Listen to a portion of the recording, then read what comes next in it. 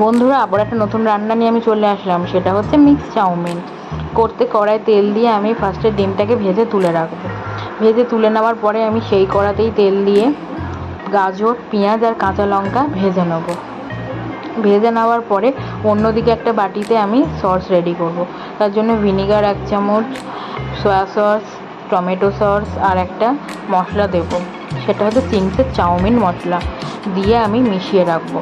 তারপরে আমি দেব এখানে নুন 1 চামচ দিয়ে এই পুরো সসটাকে আমি দিয়ে দেবো। দিয়ে কিছুক্ষণ ভেজে নেবো।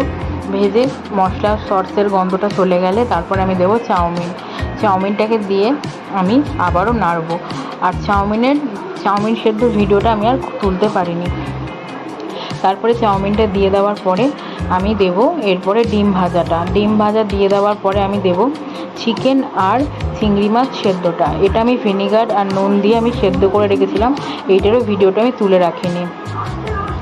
এইটাকে সমস্তটাকে ভালো করে মিক্স করে নেব।